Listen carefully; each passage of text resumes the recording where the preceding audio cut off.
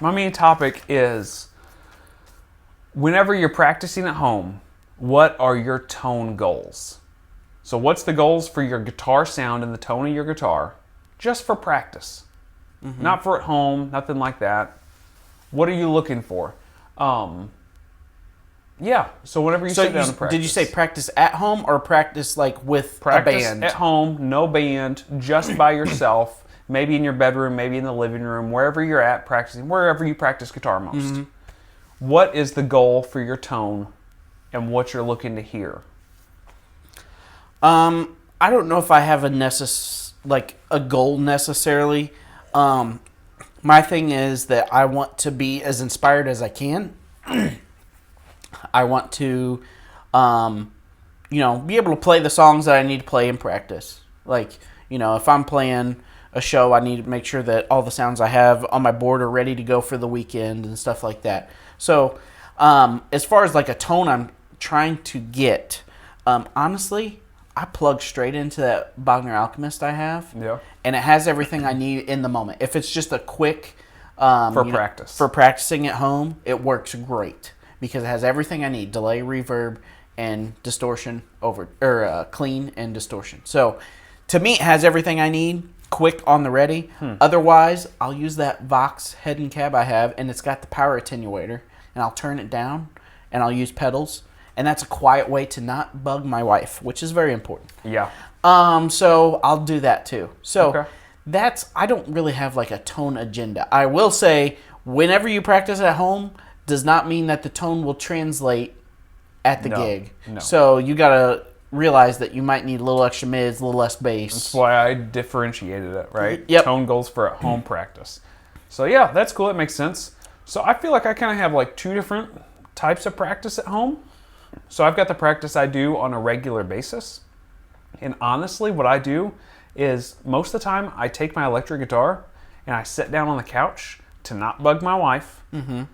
But I can hang out in the same room as her, watching TV or doing something, and I'll play it without plugged in whatsoever.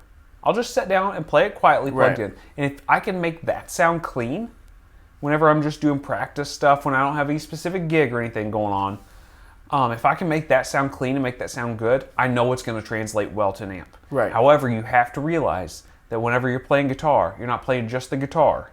You are playing the whole system. So you can't just go from that straight to a gig, I don't feel like. Right. You need to be able to play your amp pretty close to volume, gig volume, with the pedals or whatever else you're going to use with the reg guitars. So, with that being said, when it gets close to gig time, if I've got something coming up, before the gig happens, I'm going to set up all my equipment exactly how I plan to take it to the gig, what I think is necessary for the gig. If I have to move pedals off my board and move new ones on, I'll do all that. I'll get to like semi-gig volume, and I will try to emulate as close as I can to what it's going to sound like on the gig and what it's going to feel like with my guitars. But with that being said, like you said, I think that maybe it's the fact of you're hoping it sounds the same as what it did in the bedroom, moving it to the stage. It's never going to. Never.